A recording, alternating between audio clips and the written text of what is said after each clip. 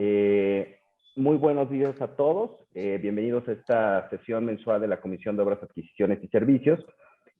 Como siempre, estamos pues muy contentos de los expositores que tenemos y en este caso en particular, pues de un buen amigo, además un gran abogado y sobre todo un miembro muy destacado de nuestro querido Colegio Barra Mexicana de Abogados, ¿no? Pues Carlos, el doctor Matute casi no necesita presentación, muchos de ustedes lo conocen, pero solo quisiera destacar que el doctor Matute tiene más de 30 años como profesor universitario, ha sido servidor público, es consultor, columnista, investigador, se ha desarrollado en la Administración Pública Federal, en el Poder Judicial de la Federación, en la iniciativa privada, en fin, ¿no? Es conferencista en muchos foros, en múltiples foros, y como ustedes saben, también es columnista del periódico El Universal.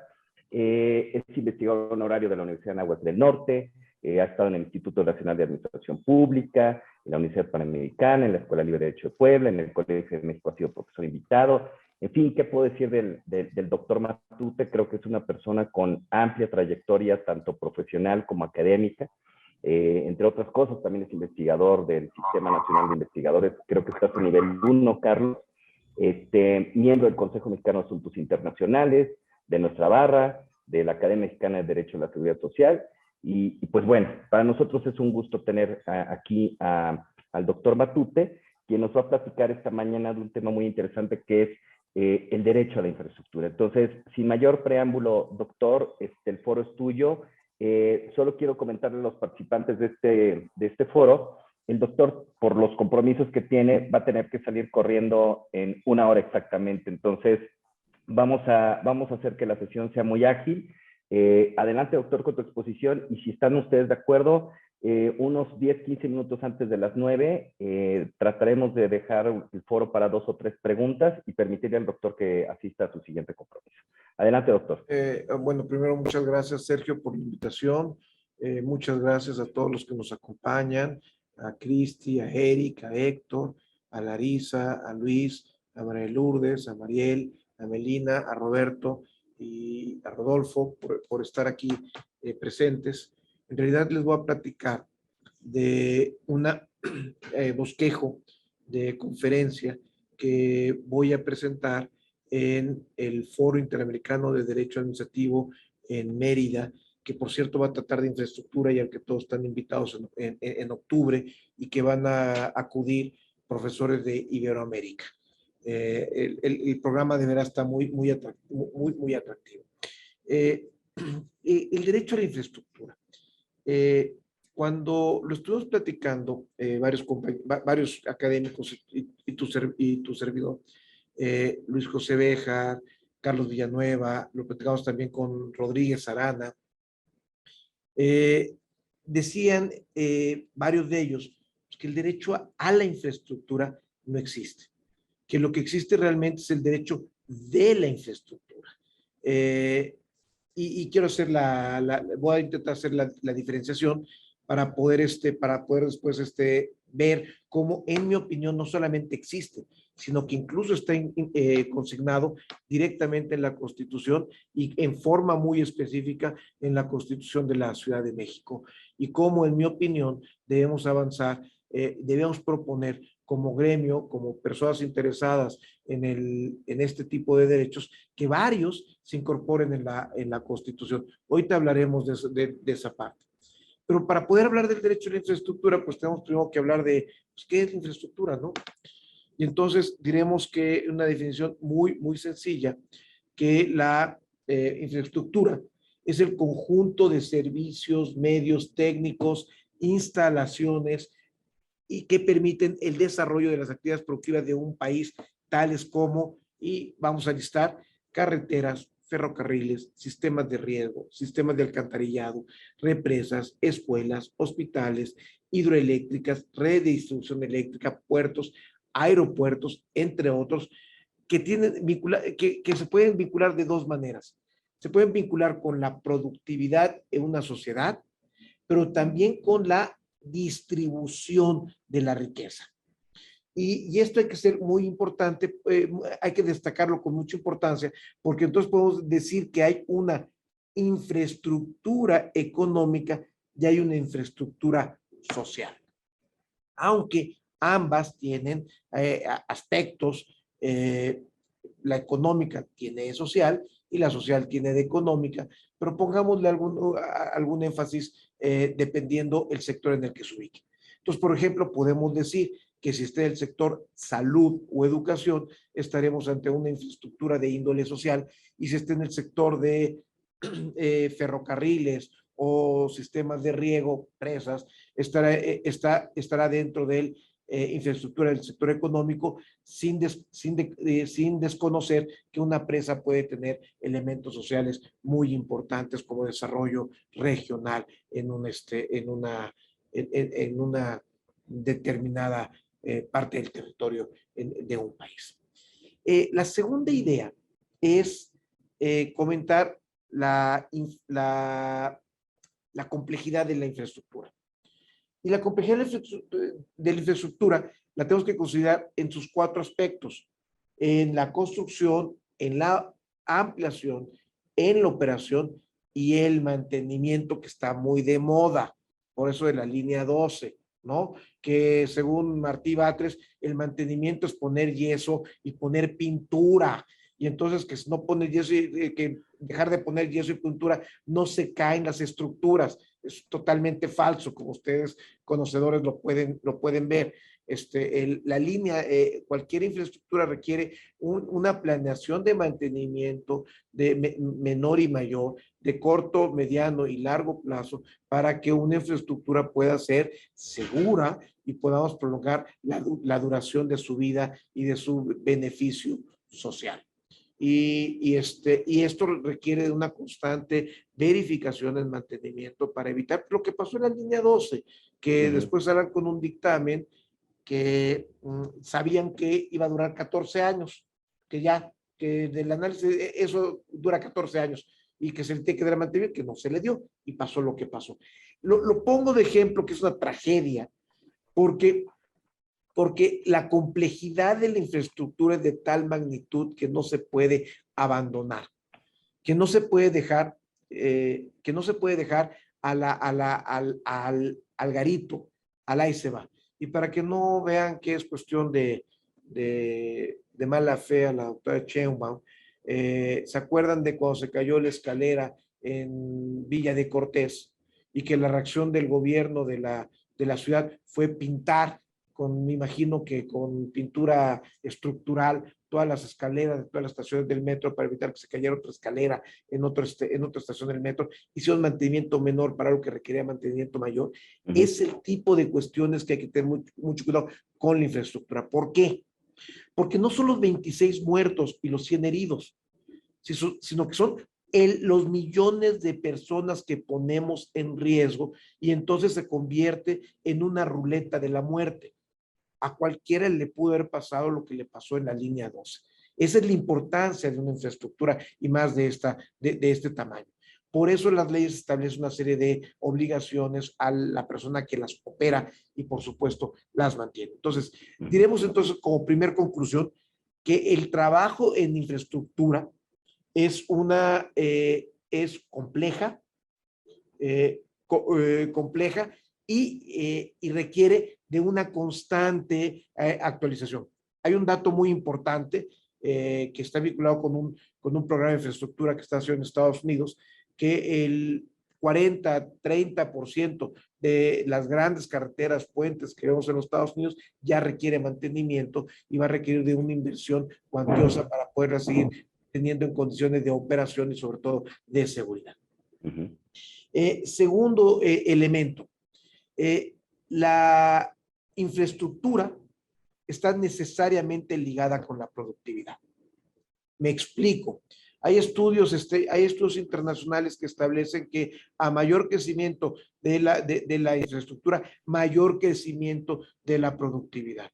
Es decir, en la medida que se construyan puertos, aeropuertos, carreteras, presas y toda esta infraestructura que permite la movilidad y la conectividad entre las personas, torres de comunicación para que se pueda aumentar la banda ancha en las telecomunicaciones, pues genera una mayor productividad. Eso está demostrado por estudios incluso, para que nos vean que son neoliberales, no solamente de la OCDE y del BID, sino también de las, CELADE, se me fue ahorita el nombre preciso, la que es menos neoliberal, por decirlo de alguna manera. Ahorita recuerdo el nombre. Entonces, eso está demostrado. Y también es un hecho que en México, en los últimos 10 años, el porcentaje de gasto público dedicado, de gasto público y privado dedicado a la infraestructura, como porcentaje del PIB, ha ido a la baja. En el 2013, 2014 teníamos cerca del 6% y hoy estamos cerca del 2 o 3%.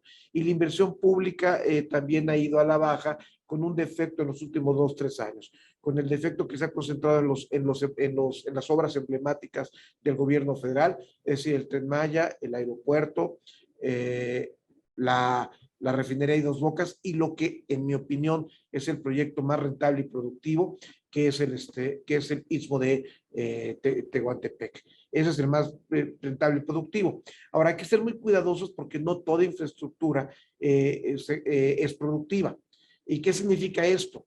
Que la infraestructura, cuando se construye en sí misma, genera producción por productividad en una sociedad por los empleos directos e indirectos que genera la propia construcción.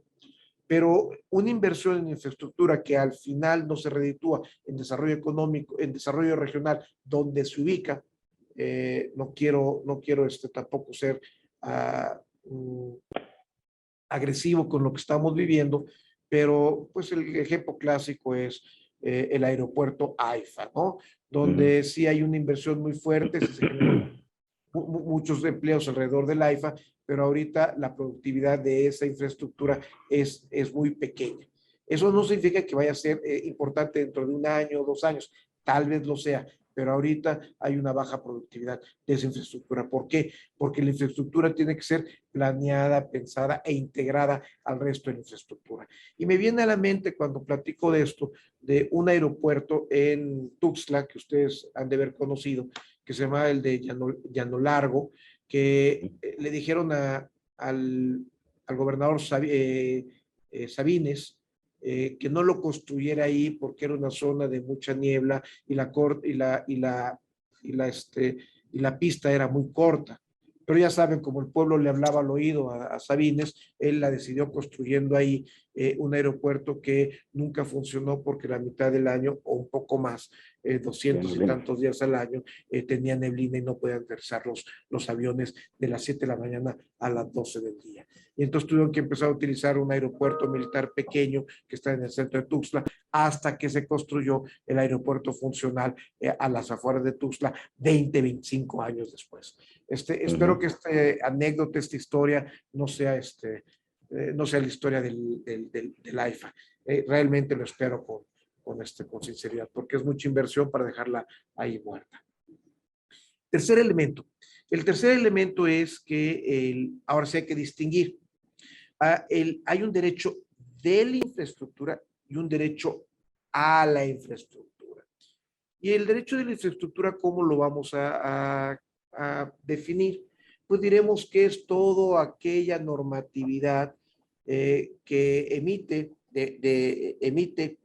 a la infraestructura pública, no hablemos de la privada, de la pública, que emite en términos de régimen exorbitante el legislativo para efectos de dos cuestiones.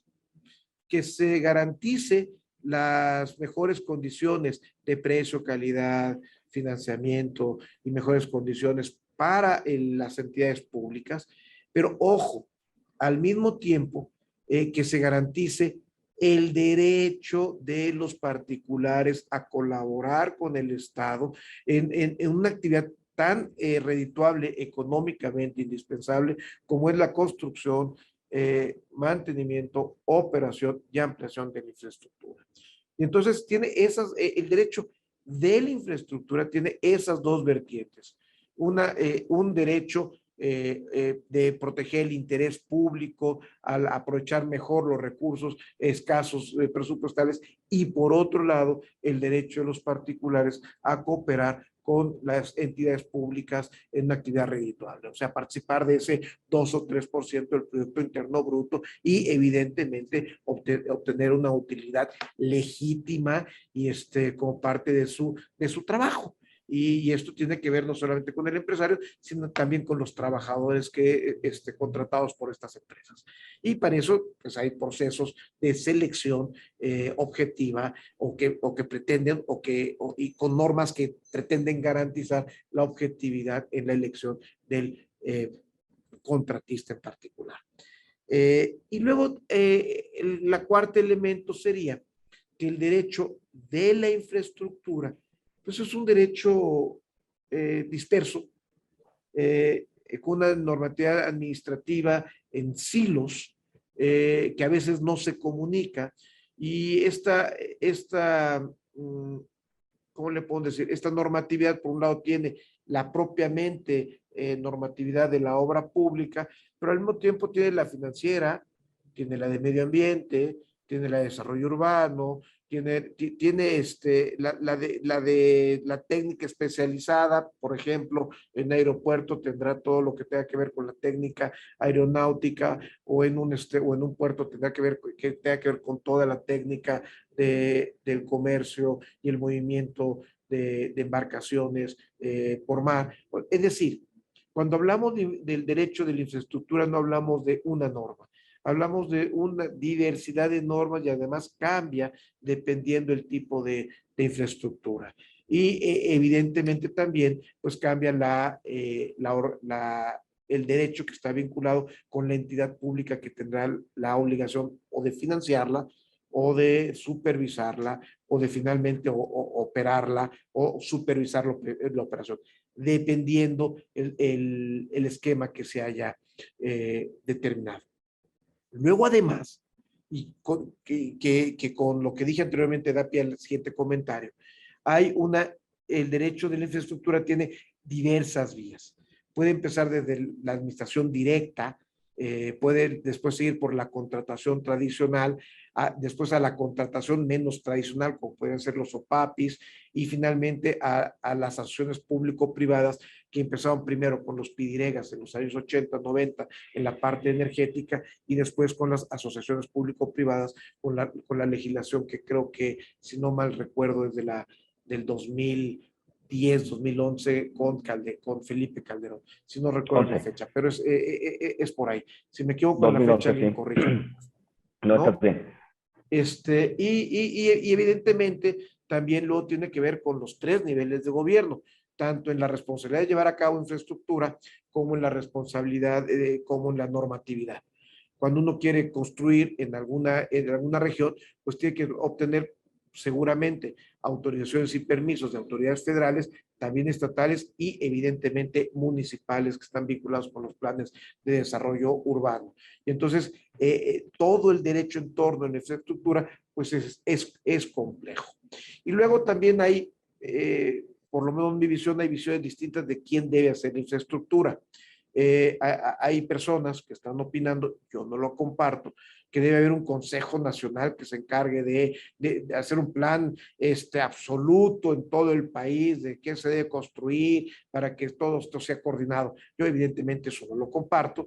Hay que descentralizar las responsabilidades y, por ejemplo, por darles un ejemplo, en mi opinión, la federación no tiene que estar haciendo nada construyendo mercados en Acapulco. No hay el secretario de Desarrollo Territorial y Urbano yendo a inaugurar un mercado en Acapulco. No tiene sentido. Esa es una función que tiene que llevar a cabo el municipio con recursos y tal vez, si son federales, supervisión o vigilancia del buen uso de esos recursos, pero el que lo tiene que operar es el gobierno municipal, no el gobierno federal. El gobierno federal tiene otras dimensiones. Ahora sí, planear a largo plazo la infraestructura de impacto nacional, puertos, aeropuertos, carreteras, presas, energía, y todo esto que le implica mucho trabajo y hacer una planeación de las ciudades, apoyando a los distintos gobiernos, pues con fondos municipales. Y hasta aquí lo que es el derecho de la infraestructura, que como ya comentamos, es muy complejo. Y no dejo de mencionar los dos más importantes, los financieros y los administrativos, sin olvidar evidentemente los sociales. Y entonces fíjense que cuando hablamos de la infraestructura, tendremos que empezar a hablar de distintos indicadores, que no solamente es la productividad o costo-beneficio, sino también que le tenemos que agregar un indicador que ya se complica más, que llamémosle rendimiento social. O sea, esta idea de cuánto conviene invertir en educación directamente por el Estado, o si es más conveniente promover la educación por los particulares en condiciones de acceso adecuado a toda la población. Porque no olvidemos que en último caso la infraestructura social y económica tiene como propósito sí generar riqueza, pero también ser un medio de distribución de la misma entre regiones y entre las personas. No olvidemos ese elemento fundamental. Y esto nos lleva entonces a cómo se ha planteado el derecho a la infraestructura. No, bueno, hago otro comentario, un quinto comentario.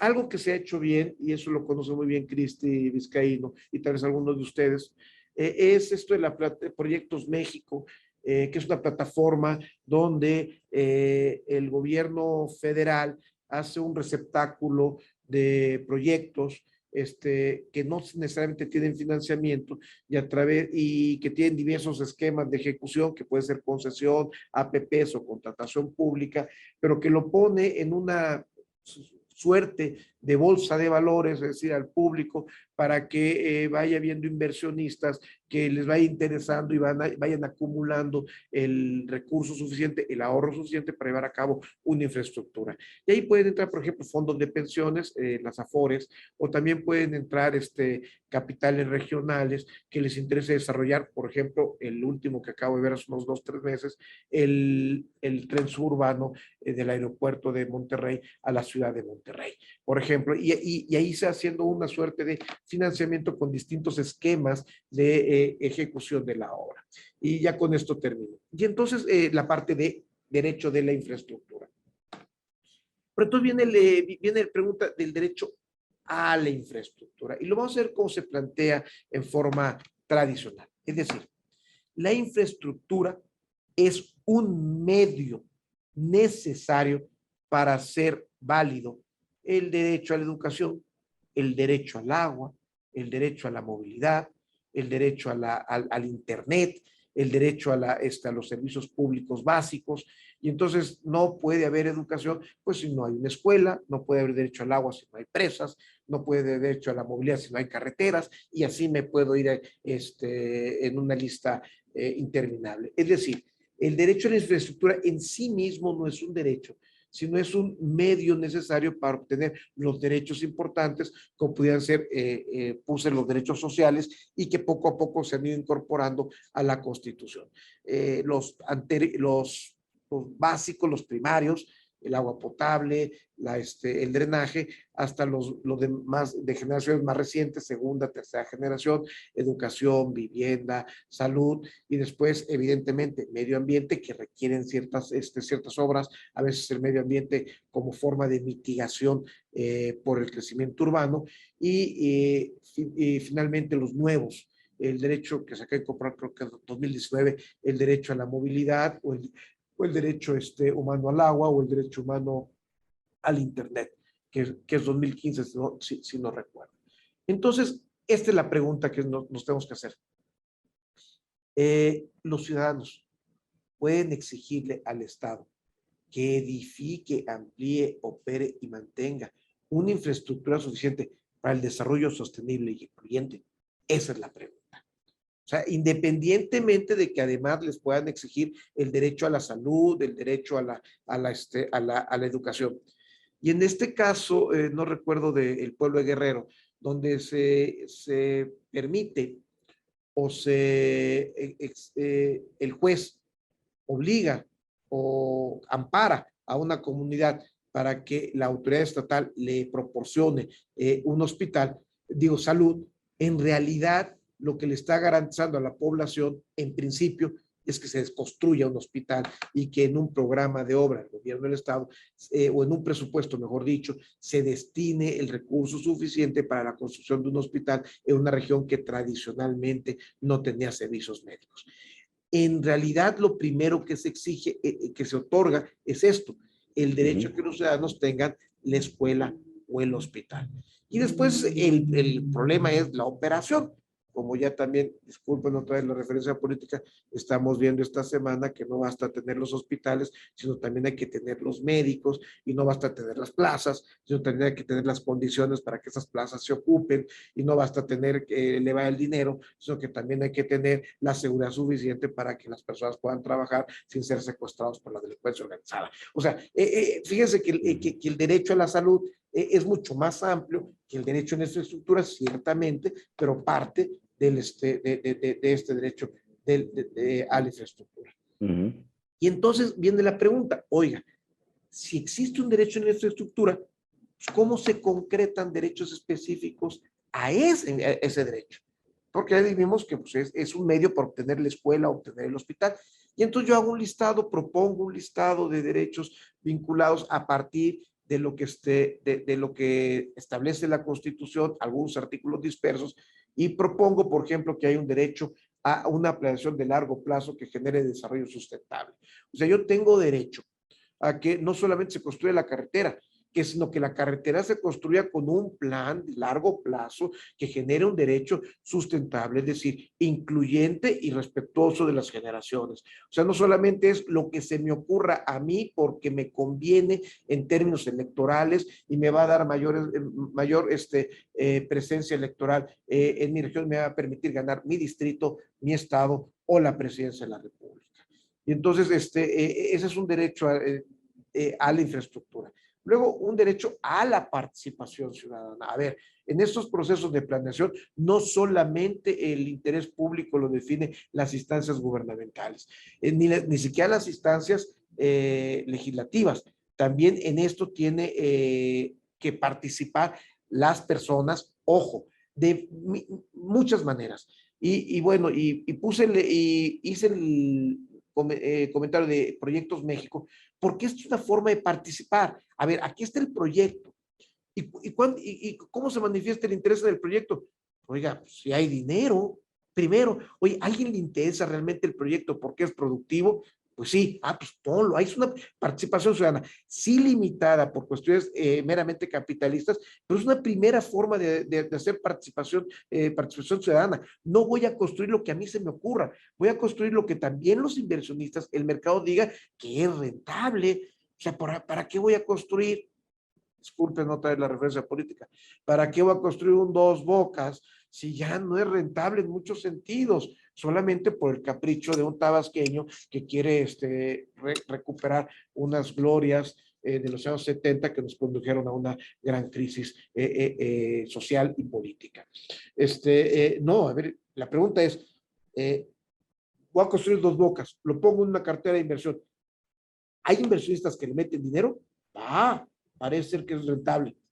No hay inversionistas y todo tiene que venir del erario público porque a nadie le interesa. Oye, yo pienso dos veces lo que estoy haciendo porque tal vez no esté haciendo las cosas bien. Participación ciudadana. Y después, evidentemente, impacto en la colectividad. A ver, pero impacto en la colectividad bien estructurado, no como la consulta popular que tenemos en la Ciudad de México, que para construir un corredor entre la glorieta de Insurgentes y Chapultepec, vota toda la ciudad.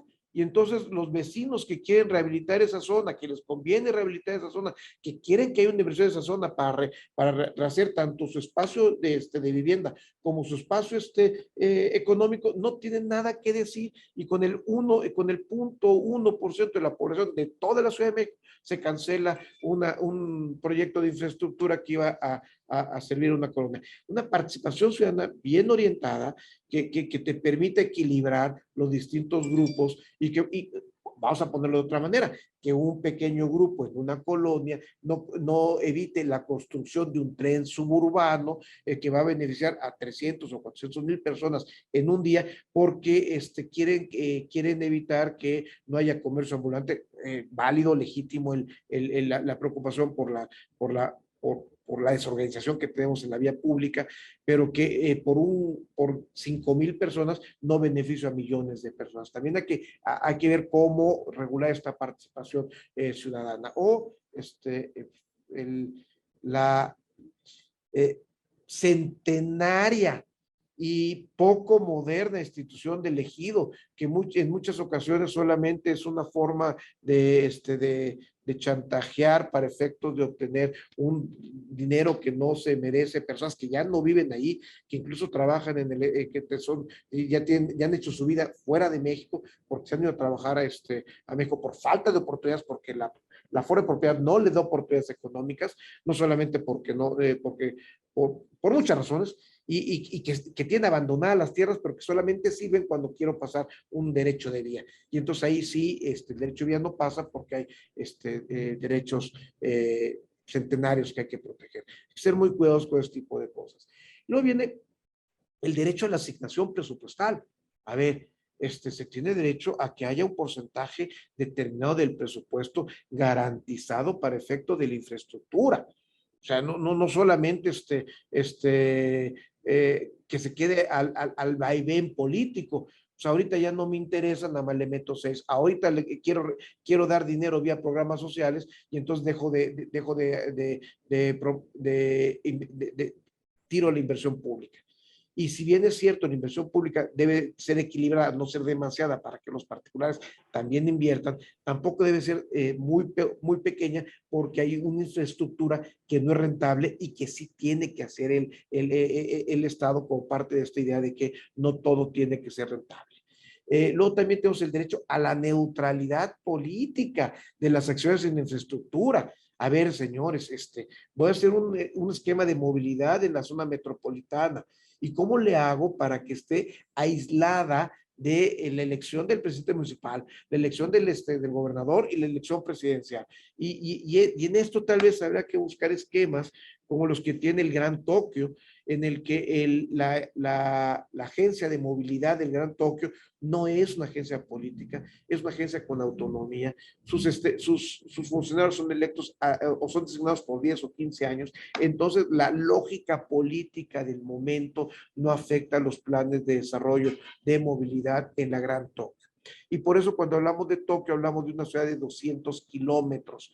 Cuando hablamos de la Ciudad de México, hablamos de una ciudad de 60 kilómetros y según la ONU, sin posibilidad de crecimiento para convertirse en la gran megalópolis. ¿Por qué? Porque no hay una planeación, un entramaje institucional que te permita atender los 4 temas de las grandes zonas metropolitanas: movilidad, agua, medio ambiente y seguridad, porque no hay una estructura de entidades autónomas que te permitan la neutralidad política.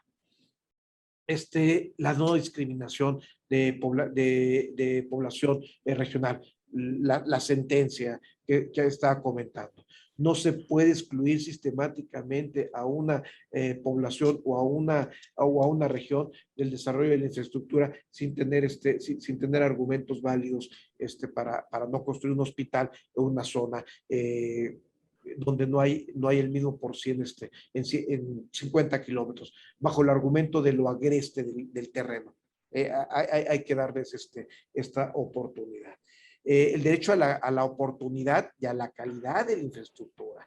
Y bueno, ¿para qué les vuelvo a comentar la línea 12? ¿No? Ahí está el ejemplo de la línea 12 y todas las consecuencias, la improductividad de una inversión tan grande que no está beneficiando a nadie más que en su momento a los contratistas y ahora a la oposición en contra de Sheinbaum y compañía, ¿no? Y con razón, por cierto.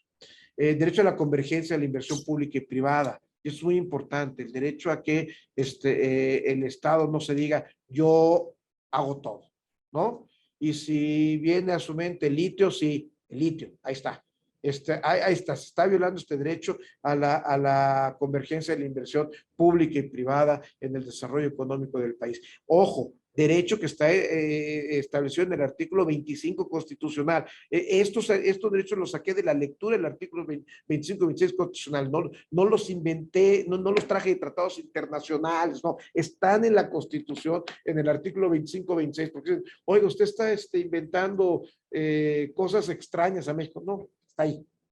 Segundo elemento, un financiamiento adecuado. Es que no haya subsidios cruzados.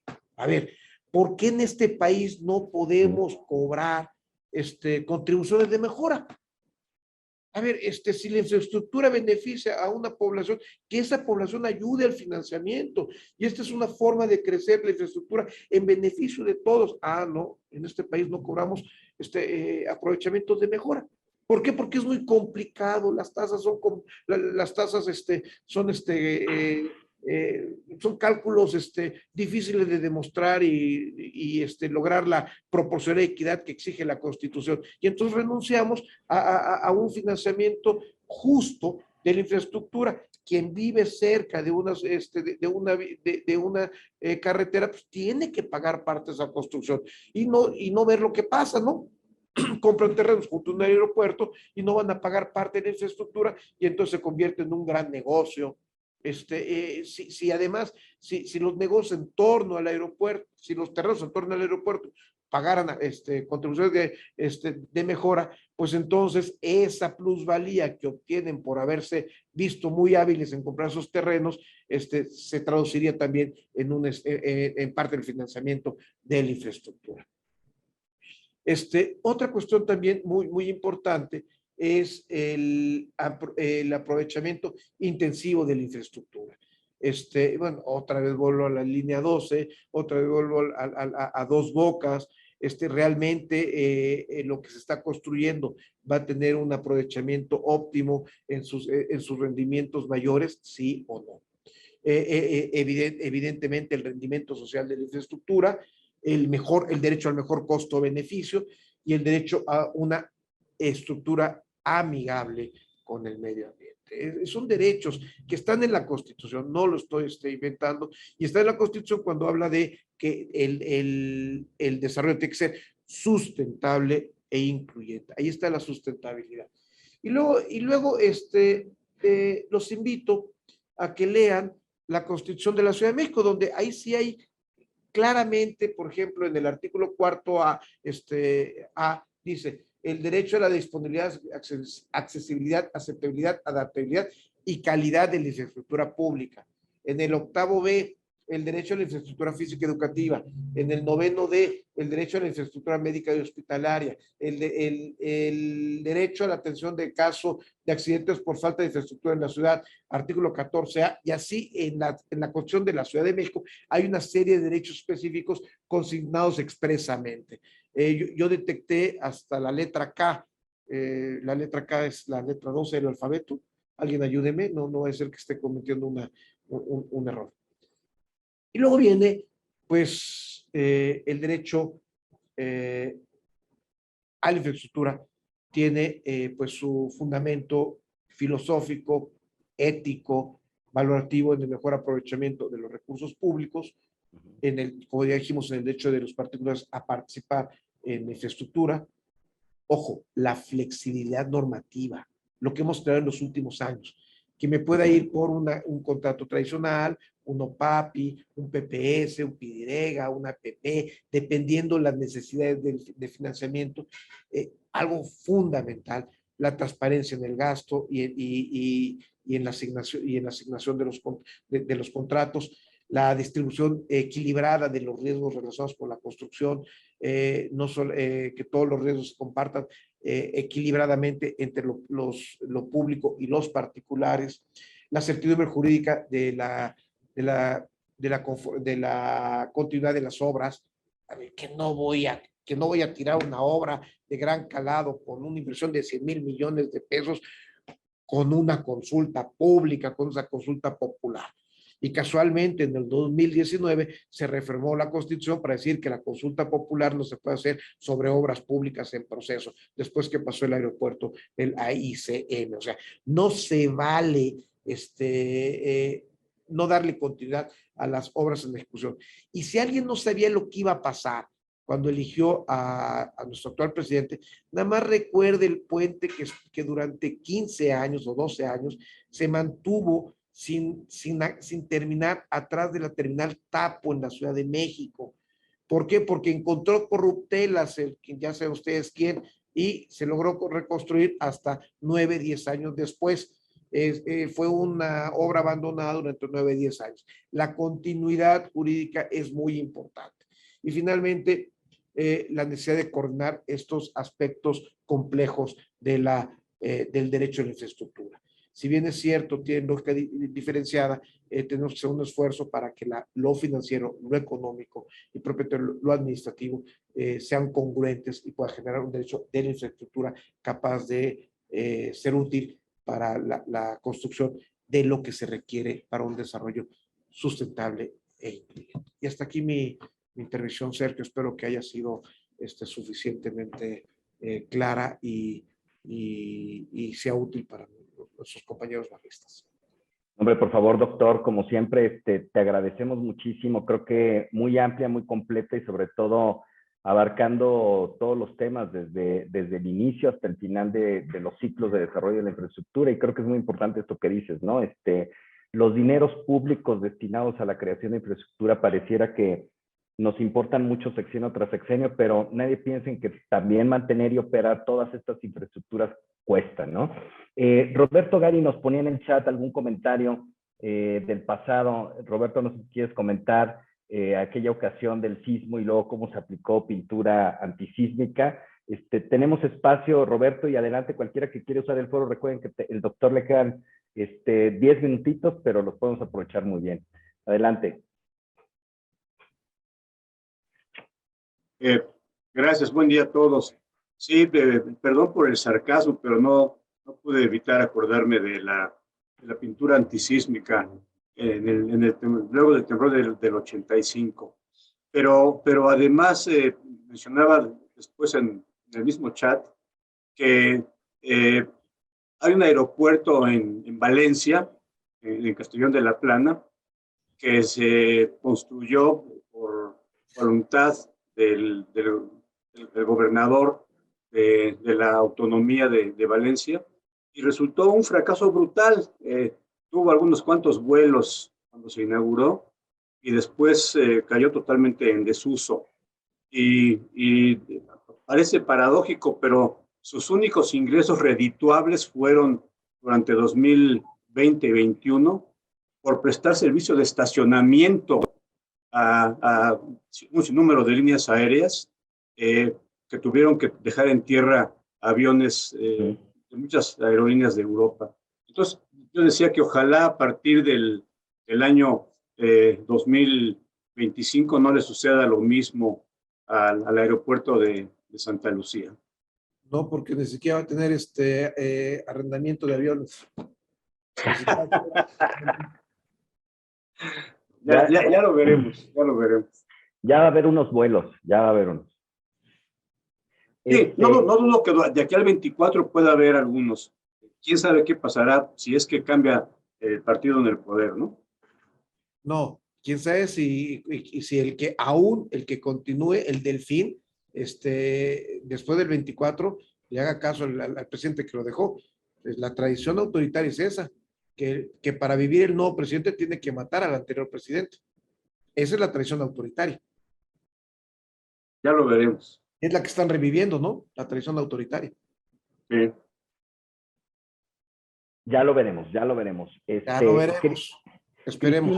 Cristina Vizcaíno tiene la mano levantada. Adelante, Cristina, por favor. Sí, muchas gracias, querido Sergio. Mira, primero que nada quiero felicitar por la brillante exposición a mi querido amigo Carlos Matute. Como siempre es un placer escucharlo en temas que son sumamente puntuales y de mucha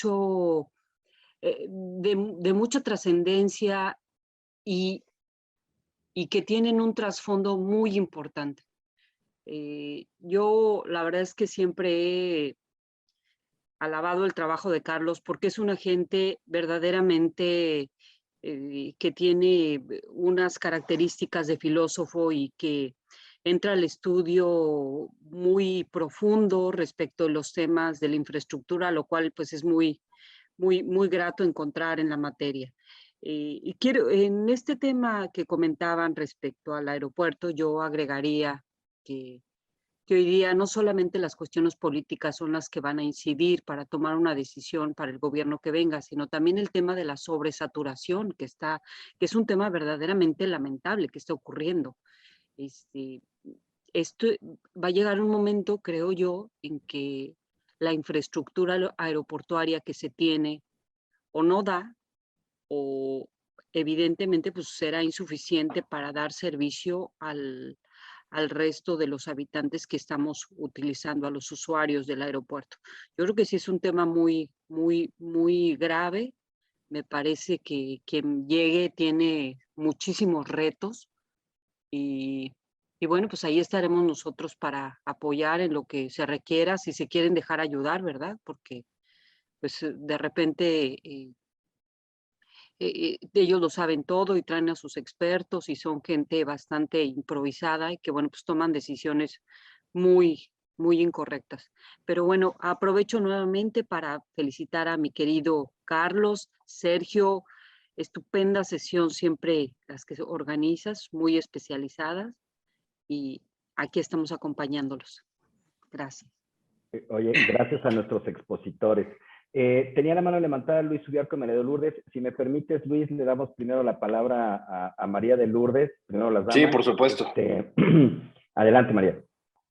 Con eso de la equidad de género, eso ya molesta a las mujeres. Todos somos ya iguales. Sé, pero, oye, pero estoy hecho a la antigüita, además, Sí, yo también. respeto la mano. Entonces, yo adelante. también. Muchas gracias.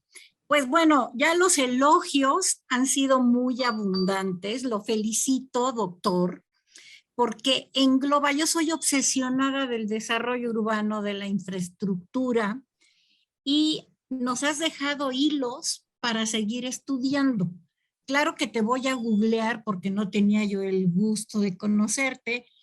Si tienes algunas publicaciones y además nada más vincular todo lo que dices, y lo dijiste perfectamente, pero expresamente es lo que soporta la mayoría de los derechos humanos. Nos vamos reconocidos en la Constitución, en los tratados internacionales, etcétera. Si nos vamos al 115 constitucional, al cuarto de la ley de la Constitución, pues vemos la educación sin infraestructura y servicios ya no valió. El acceso al agua apta para el consumo humano y animal o viceversa, porque luego no están para el humano. La educación, pues en qué escuelas van a ir los niños, y luego lo que dices es importantísimo, la planeación.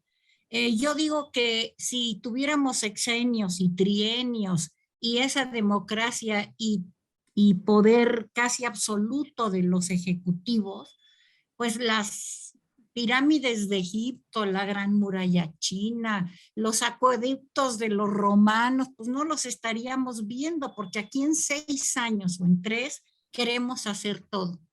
Así que me sirve mucho, te felicito a la barra y a la comisión por esta extraordinaria exposición. Muchas gracias. Gracias. Gracias, María Lourdes. Todavía nos alcanza un minuto más. Tenemos una última pregunta, Luis Ubiarco. Adelante. Gracias, Sergio. Y doctor, felicitarlo, doctor Matute, felicitarlo por su exposición bastante clara. A mí me gustaría, y a manera de pregunta, reflexión, pareciera, y recogiendo todo lo que nos ha explicado ahorita, que el derecho a la infraestructura pues son los proyectos de la política en turno, ¿no? Las ocurrencias de la política en turno. Y conocer su opinión respecto a si valdría la pena explorar la posibilidad de recoger, por un lado, todos los principios que, como bien en particular me llamó mucho la atención al derecho a la neutralidad de los proyectos, pero y todos los demás, por supuesto, pero reconocer todos estos derechos verdaderamente en una ley de infraestructura, no como la ley de infraestructura de la calidad, que en mi opinión está quizás mal llamada de infraestructura de la calidad, porque en realidad referirnos a infraestructura, pues pareciera que son todo lo que acabamos de comentar ahorita, ¿no? Entonces, quizás no sea el nombre más atinado. Como primer pregunta sería si usted consideraría que recoger todos estos principios a nivel legal fuera algo funcional en este país, además de incorporar dentro de dicha legislación pues, el concepto de la planeación, ¿no? Y todo el ciclo del desarrollo de la infraestructura, por un lado. Y por otro lado, si valdría la pena explorar un organismo constitucional autónomo que se encargara de, incluso desde la planeación o desde la supervisión más bien ya de los proyectos en curso, para efecto de que justamente se evite pues que el día de mañana proyectos bien hechos, bien planeados, bien presupuestados, bien diseñados, por las ocurrencias de la política o cambios de administración en turno, pues se vean afectados, ¿no? Entonces, si valdría la pena una legislación en la materia concreta y amplia, y por otro lado, si valdría la pena un organismo, desde mi punto de vista constitucional autónomo, para supervisar los proyectos y apoyar al sector, ¿no? Que tantas faltas. Gracias. Gracias, Luis. Me gustaría utilizar un minuto para dar respuesta puntual a lo que comentan. Primero, qué bueno que nos pusiste el ejemplo de Valencia, porque el comentario es que esto que estoy platicando no es de los mexicanos. Esto es en todo el mundo, incluso cuando platicamos con personas que manejan infraestructura en España, nos platican que el mayor riesgo en la construcción sigue siendo el riesgo político, el capricho del político. El segundo es aclarar que, bueno, lo del estacionamiento del aeropuerto fue broma. En realidad, ojalá que el AIFA se integre correctamente y sea productivo y que además, lo que yo siempre he pensado que es un buen aeropuerto regional y que opere y que de rendimientos. Pero el punto es, lo que dice Cristi, es que no estamos pidiendo que nos dejen participar, es nuestro derecho participar. Y es nuestro derecho participar en dos sentidos, porque puede haber capital para invertirlo, pero también puede haber talento. Y el talento no es generación espontánea, sino que se va creando con el trabajo. Entonces hay personas que se han dedicado 20, 25, 30 años a esto y tienen la información, tienen derecho a participar. No es una cuestión de que nos dejen participar, no, hay un derecho a participar. Y esto es una parte muy importante. Y en cuanto a incluirlo en una legislación, bueno, agradezco muchos comentarios. Y en cuanto a incluirlo en una legislación, por ejemplo, el derecho a la neutralidad política de la infraestructura está en el artículo 134, párrafo último, donde habla que no se puede hacer propaganda con la contratación pública.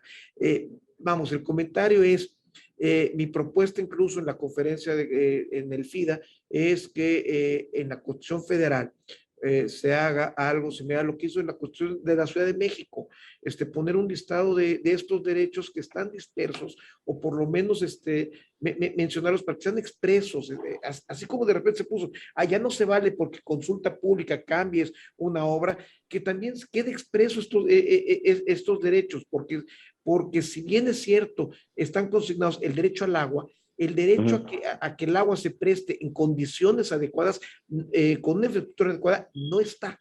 Sí hay que incorporarlo. No. Y con respecto a esta idea de un organismo público autónomo que se encargue de la planeación nacional, yo realmente lo he expresado en varios foros, no estoy de acuerdo. Creo que es mi forma de ver la vida pública y privada es la descentralización, y que es muy importante. Ahora sí que ahí sí me voy con Cedillo. La mejor política industrial es que no haya política industrial. Que se vaya generando a partir de, sí, un gobierno fuerte con presencia, que diga prohibiciones claras, aquí no, esto no, y que oriente al desarrollo sustentable e incluyente, para evitar que los neoliberales carnívoros que quieren solamente dinero y hacer atrás el aspecto social, esa lógica tampoco impere, pero tampoco podemos pensar que a partir de un burócrata se va a poder hacer la infraestructura en este país. Platiquen a Cuba, a Venezuela, a la Unión Soviética, en qué terminó todo eso. Pues gracias. Hasta ahí Gracias, mis Carlos. comentarios. Pues, Y creo me que tengo que retirar. Sí.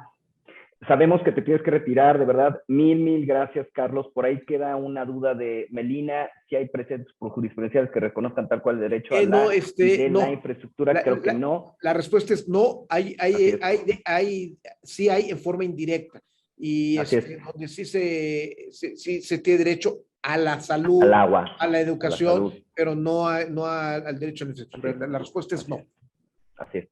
Bueno, pues, Melina, espero con eso tengas la respuesta. En efecto, pues a todos los participantes de este foro una vez más y sobre todo a la organización de la barra, gracias por apoyarnos con todos estos temas tecnológicos. Carlos, que tengas un muy buen día. Gracias por tu participación una vez más. Quedamos muy agradecidos contigo. Y a los demás, que tengan un muy buen fin de semana.